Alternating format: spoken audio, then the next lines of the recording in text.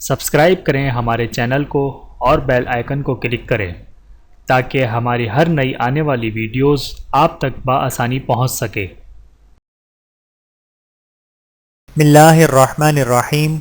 قرآن پاک میں ارشاد باری تعالیٰ ہے، اور جو شخص اللہ تعالیٰ کی اور اس کے رسول صلی اللہ علیہ وآلہ وسلم کی نافرمانی کرے اور ان کی مقررہ حدوں سے آگے نکلے، اسے وہ اللہ جہنم میں ڈال دے گا جس میں وہ ہمیشہ رہے گا، ایسو ہی کے لیے رسوا کن عذاب ہے۔